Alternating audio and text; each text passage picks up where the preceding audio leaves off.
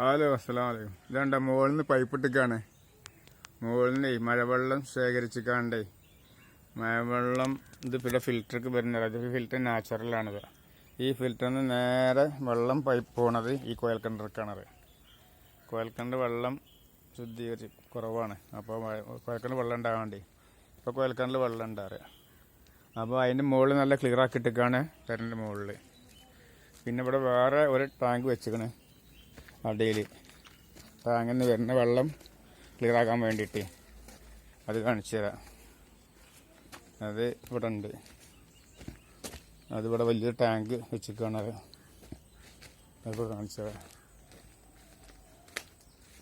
ആ ടാങ്കാണ്.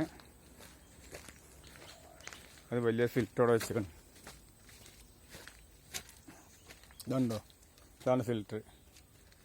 നേരെ മേലെ ടാങ്കിൻ്റെ നേരെ വെള്ളത്തിൽ വന്നിട്ട് പിന്നെ ശുദ്ധീകരിച്ചിട്ടാണ് പേരൻ്റെ ഉള്ളിലേക്കും ബാത്റൂമിലേക്കും അടുക്കളയ്ക്കൊക്കെ പോകുന്നത്. നല്ല ക്ലിയർ പ്യൂർ വെള്ളമാണ്. പിന്നെ ഇടയ്ക്ക് ഇത് ഈ ഫിൽറ്റർ ക്ലീൻ ആക്കാനുള്ളതാണ് ഈ പൈപ്പ്. ഇത് തുറന്ന് കഴിഞ്ഞിട്ട് ഇതാക്കി കഴിഞ്ഞാൽ ഇതിലെ എല്ലാ അഴുക്കുകളും പുറത്ത് പോവുകയും ചെയ്യുന്നത്. അങ്ങനെ പരിപാടി ഇതിന് വെച്ച ചിലവ് നല്ല പൈസ ചിലവുണ്ട്. 25,000 ചിലവ്, 30, 25, 30 ഉണ്ട് ചിലവ്. അങ്ങനെയൊക്കെയാണ് ഇതിൻ്റെ പരിപാടി.